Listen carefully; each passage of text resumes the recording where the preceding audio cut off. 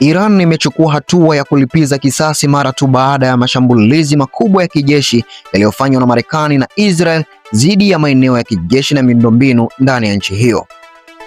Serikali ya Tehran ilitangaza wazi kuwa itajibu kwa nguvu dhidi ya kile ilichokiita uvamizi wa kisiasa na kijeshi, na kwa mara ya kwanza katika historia ya mzozo huu, kuanzia hii leo, Iran imeshusha makombora ya balistiki yenye umbali mrefu kuelekea maeneo mbalimbali yaliyozingatiwa kuwa na maslahi ya Marekani na Israel Mashariki ya Kati. Makombora hayo yamezipiga kambi na vituo vya kijeshi vinavyohusiana na operesheni za Marekani katika nchi za Ghuba ya Uajemi,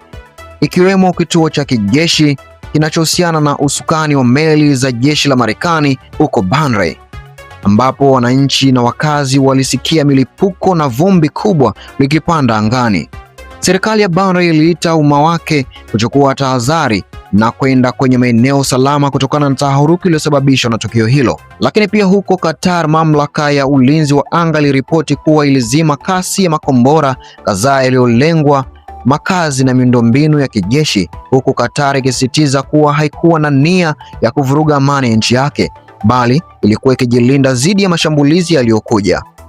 Katika Umoja wa Falme za Kiarabu, mikoa karibu na Abu Dhabi nayo iliripoti milipuko, huku raia wakikimbia na kutafuta hifadhi kutokana na kutisha kwa hali ya anga.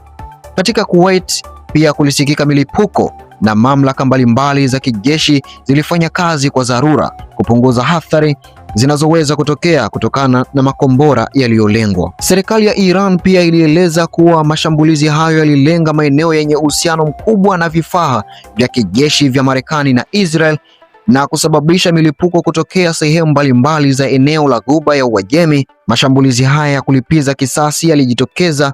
baada ya hatua ya pamoja ya Marekani na Israel kuendesha shambulio la anga katika miji ya Iran, ikiwa ni pamoja na mji mkuu wa Tehran, hatua ambayo ilielezwa na Tehran kuwa ni ukiukwaji wa heshima